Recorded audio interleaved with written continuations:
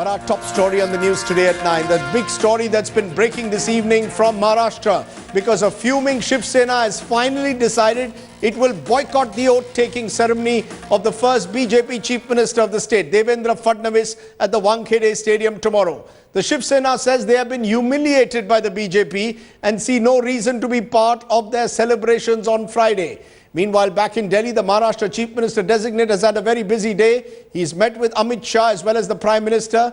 Sources saying a small cabinet being sworn in tomorrow. The list as of now includes 9 names, including Vinod Tawde, Pankaja Munde, Eknath Khadse, all to be part of the Fadnavis cabinet. नहीं maintain हो रहा है तो उस समारोह में क्यों जाने का ऐसा सवाल सारे विधायक के मन में तैयार हुआ और इसलिए सब लोगों ने सोचा अपमान का सवाल नहीं एक अवमान करने की जो जिस तरीके से बात हुई मंजूर नहीं हुई.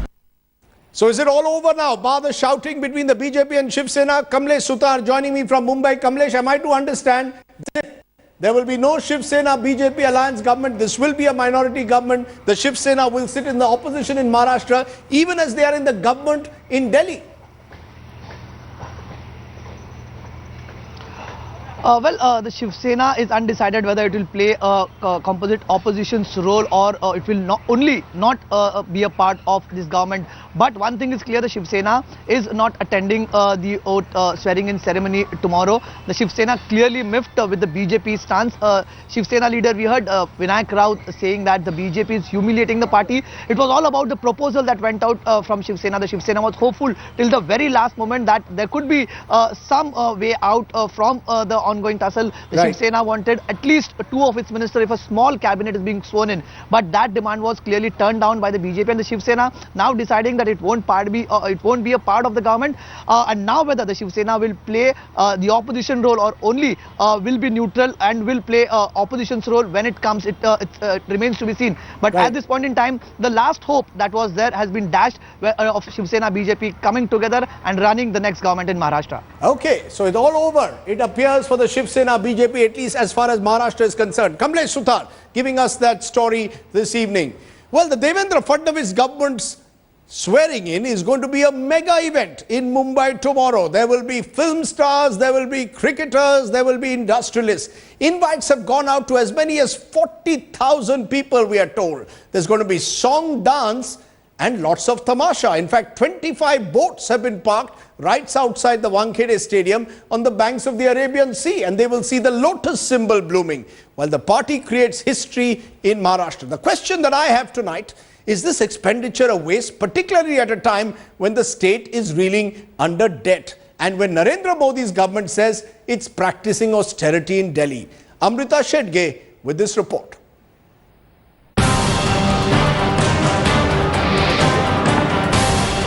The stage is set for the grand coronation of Devendra Fadnavis. Wankede Stadium is preparing to host close to 40,000 people. Apart from Prime Minister Modi and the BJP's top leadership, Sachin Tendulkar, Amitabh Bachchan and top business tycoons are expected to attend.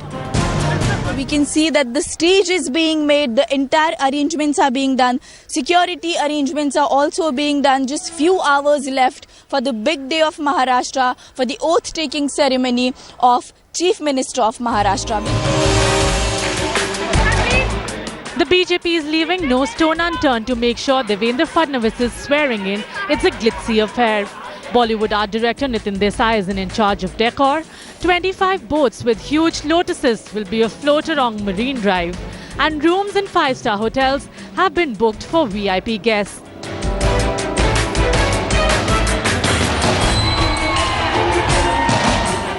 But Maharashtra's most famous political names, Uddhav and Raj Thackeray, may give the gala a miss. The Sena won't be supporting the BJP government. Party chief Uddhav Thackeray has asked his partymen to stay away.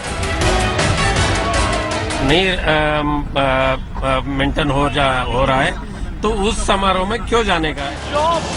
The incoming chief minister's extravagant swearing in has drawn sharp criticism from the opposition.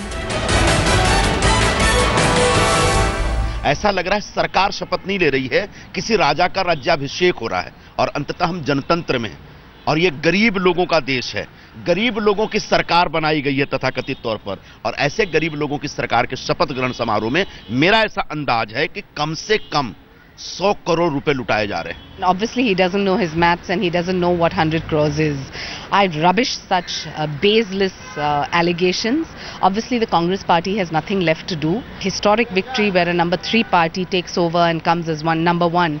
I can sigh a sense of jealousy and anxiety at their end. So let it be. But with the Sena staying away from the party and a partnership, the big bash will end in a Maha-minority government. With Amrita Shetge in Mumbai, Bureau Report, Headlines Today. So is the Maharashtra swearing-in ceremony simply a waste of money? That's the question I'm going to be raising in a moment. I'll be joined by guests from the BJP and activists in Mumbai. That's going to be my face-off in a moment. But I want to move on the program to another of our top stories. An exclusive interview with two people who really at the moment have much to do. The Special Investigation Team heads, Justice Arijit Pasayat and Justice M.B. Shah. They are probing the black money case and they will submit their second report to the Supreme Court on the 3rd of December. The SIT gathering more names other than the over 600 account holders submitted by the government on Wednesday. The chairman of these two committees, can they actually deliver? That's the big question that I raised to them. Listen in to my exclusive interview with the chairman of the SIT investigating the black money case, Justice M.B. Shah, and his deputy, Justice Pasayat. So what next for the SIT that is looking into the entire issue now of black money accounts? Who better to tell us that than the Vice Chairman, Justice Pasayat, and the Chairman, Justice Shah, who have been empowered as part of the SIT to look into this big question.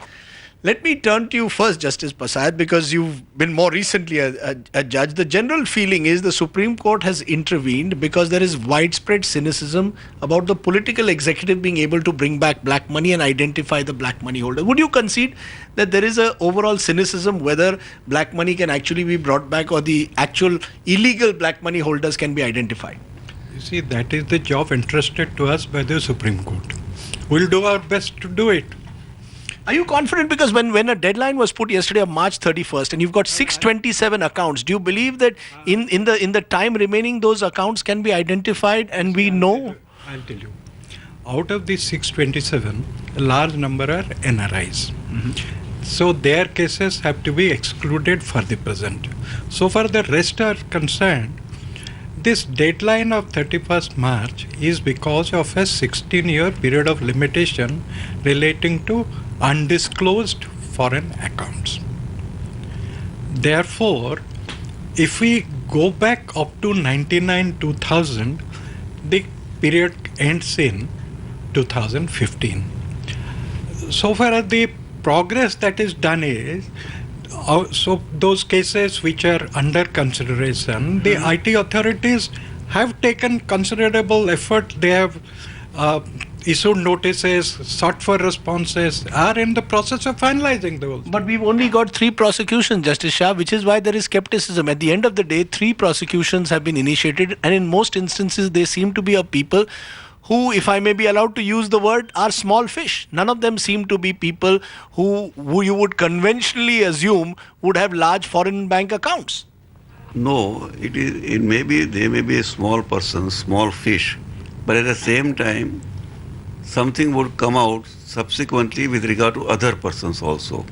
And those we are concentrating only on those 628 persons.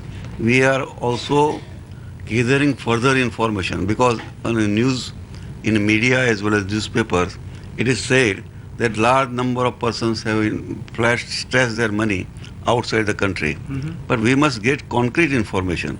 We are trying to get concrete information even by inviting the public. Sir, but the fact is that many of these accounts were first revealed to the government of India in 2011 when the HSBC case occurred.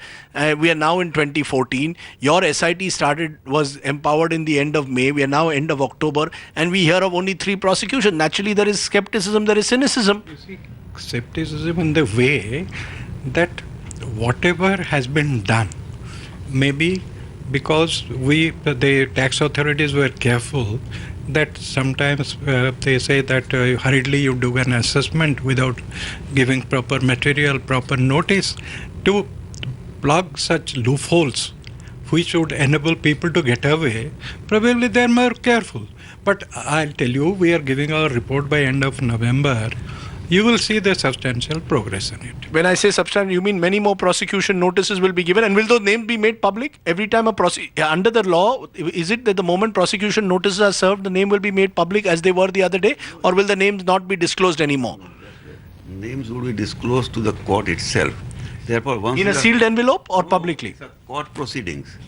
Prosecution is a court proceedings, and there everything is disclosed. Nothing can be kept secret. So by the end of November, we will have many more names. But the feeling is that most of these 627 names are very small individuals, because the big fish never keep accounts in their own name. You've given them sufficient time after 2011 in any case to cover up their tracks. So what are we talking about? Is this a complete eyewash? Is this SIT an eyewash? We don't think SIT is an eyewash. SIT will probably hit between the eyeballs. The SIT will hit between the eyeballs. It won't be an eyewash. It will hit between the eyeballs. And you're saying it will bring out big names. You see, our inquiries are not restricted only to these 628 names. We are also inviting people's information so that we can go make inquiries about wherever there are concrete materials, and we are issuing an ad saying that people who have information give it to us we will make it confidential, and we have a designated email ID for giving this information. So you can go beyond these 627 names. Yes. Because, when the finance minister was asked the question, who are the names, do they include a UPA minister? He smiled and said, I will neither confirm nor deny. Then said the Congress would be embarrassed by the list. Naturally, this has led to speculation. Are there politicians on the list? Are there no politicians on the list? We don't go by speculations. We will go by hard facts. Whenever there is any material, any individual in this country can provide you material, can send you material. Yes. But are there any politicians as of now on this list of 626? We have not verified. We don't distinguish between politician or rich person or poor person. We get whatever information we have gathered. On that basis, matter will be discussed and decided. But will you concede to my point that since such a long time has elapsed, that it will be very difficult to track down those who really have illegal foreign bank accounts? Possibilities do exist, but wherever there is definite information, I can assure you, Rajdeep, that we will not make any distinction. We have never done it in our judicial career spanning over a quarter of a century, to make a distinction between who he is. Like you say, we are the justice is blind. Here also we continue to be blind to the people. We are not blind to the cause of the people. We are blind to the name of the people. Whoever has done it. No pressure on you all at all, because the enforcement director and income tax in the past have been accused of acting under political pressure. At least nobody has pressured us at any point of time. You have seen us for 25 years in the judiciary. Tell a single instance. In fact, I told somebody, had I been susceptible to pressure, I wouldn't have accepted Judge Shiv on 23rd March 1989. But I'm still going to ask you, therefore, in conclusion, what am I to understand is going to be happening in the months ahead? Will this be a long drawn out process where you will take, as they say in Hindi, tariq pe tariq, and you will keep asking for more time to complete this investigation? Therefore, we will not ask for any extension. There will be no extensions. We will not ask for extension. The court may ask you to continue with this. The reason may be, I do not know exactly what type of material we get it. After public notice, we may get some concrete material. Once there is a concrete material, it may not be restricted only to testing of the amount outside the country. Within the country also, it will be within our jurisdiction. So you will look at the entire issue of black money within this country, because many believe that the real black money exists within India, not outside India. So you are empowered to look at that as well. It's not just limited to the 626 foreign account holders. Not at all. In fact, black money, whether inside the country or outside the country, continues to be black money. And our mandate is to unearth it. We will do it. But in conclusion, therefore, am I to understand that Justice Shah and Justice Pasayat are telling me that this SIT will be empowered enough to bring back black money? Because the question is bringing back. It's not just about names. You are saying that you will only disclose names through court proceedings now. They will not be disclosed in any other way. You see, I'll tell you what. Bringing back is the culmination of the judicial process. After the quantification is done of tax, interest, penalty, the collection mechanism of the authorities will be put in place. Do you worry though that as it becomes political and names, the pressure to come up with names, as someone has suggested, this will affect our international obligations under various treaties that we have? Is your focus on name revelation of names? Is your focus on bringing back the money? Our focus is on bringing up the money.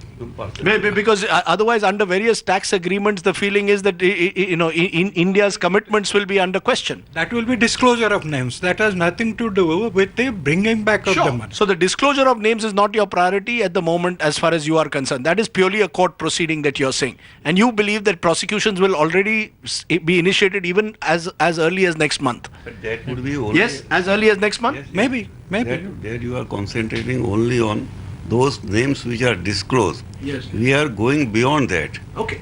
We are going beyond that, and we have probably asked them persons to investigate with regard to some iron ore scam.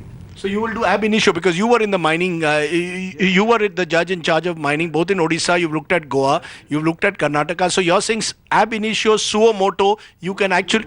This is a jurisdiction.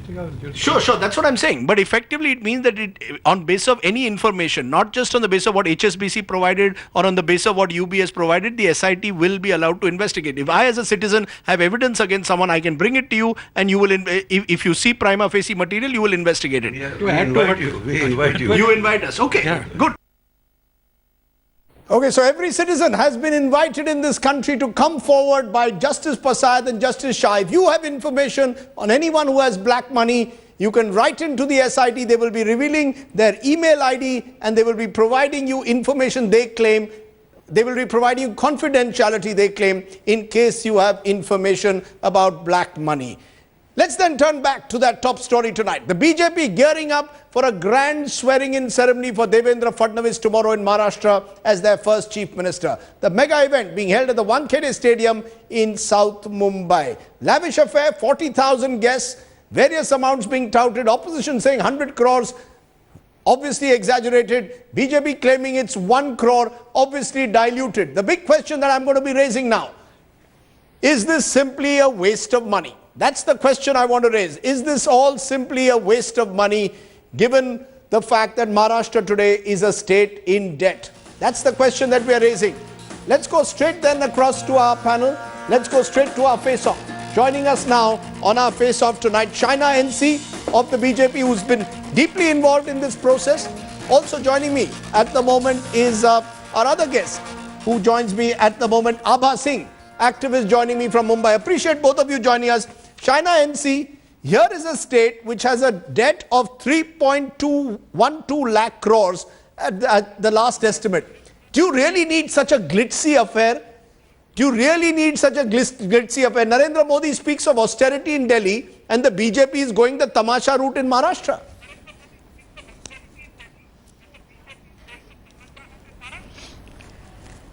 Rajdeep, I'm amazed at your question.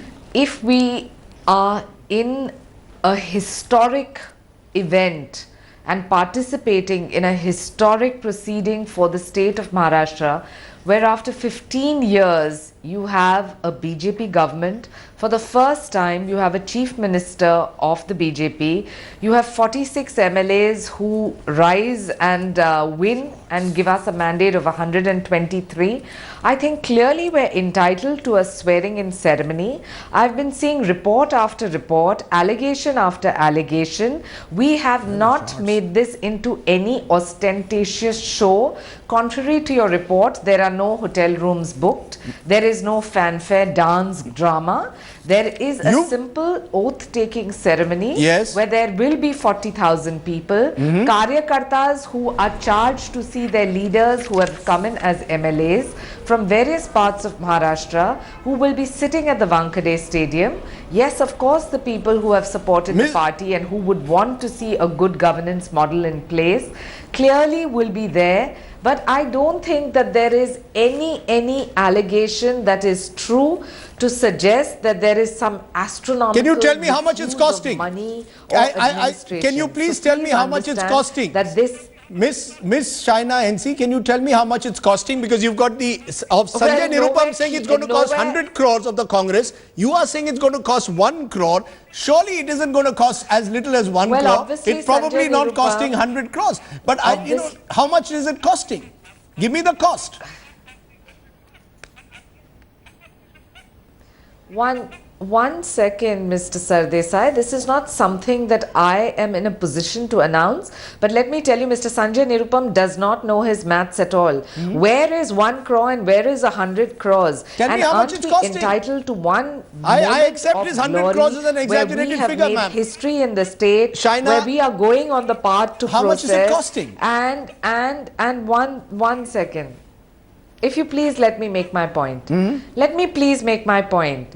This is the day where you have the first chief minister of the BJP being sworn in not just to public to show, but to the Karyakartas who have worked tirelessly to make this victory possible. We will have Karyakartas from varied parts of Maharashtra coming to support their leadership, whether it's Pankaja Munde, Vinod Taude, Sudhir Mungantiwar, Eknath Khadse or Devendra Fadnavis himself. And I think that we are entitled to a swearing-in ceremony where our cadre participates. There is no song and dance. There is no ostentatious, unnecessary show of wealth or wastage of wealth. We understand that our state has gone through the worst phase in 15 years. So the last thing we're interested in doing is some pomp and show. Well, I can only see the images that I saw today of the construction. She seems that it is pomp and show. In fact, you've got an ace art director hired to create a theme and decor for the event. We are told that there will be giant cutouts of lotuses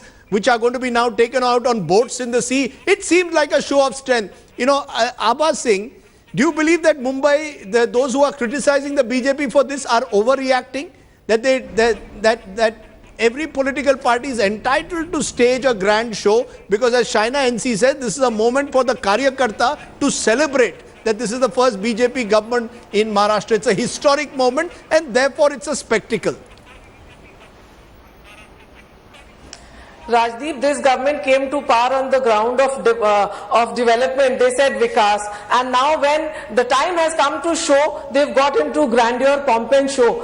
Fadnavis is from Vidarbh, where a farmer dies almost every day. You have Pankaja Munde from Beed, where there is severe drought conditions. So when they know the state of the Maharashtra, why are they spending so much is one question. Number two, forget it. We thought that Fadnavis would start with a clean slate, a clean innings, but he is starting his oath-taking with a gross violation of the CRZ. Wankede falls in CRZ 3, where not even one stone can be laid. You remember Shivaji Park, where we raised the issue that you could not have Balasaheb Thackeray's thing made there because it was violating the environmental law. Here they are openly violating the environmental law, and instead of lodging an FIR against the government servants who have permitted this, it is shocking that Fadnavis is showing to the state that he is coming by violating the law. Why have you made laws if you are not going to uphold them? Do you want to respond to that, Shaina NC? I'm even told you want to stain the names of the gates to the Wankede Stadium for a day, name them after BJP leaders. These are gates which are named after cricketers. You want to change the gates of Wankede Stadium. Sharad Pawar has been generous enough to give you the Wankede Stadium for free as if it is his private property. And now, as Abba Singh points out, you are violating coastal rules as well. You are staging all these grand statues and this grand stage, which is supposedly violative of the CRZ. Does the BJP need to do this grand spectacle?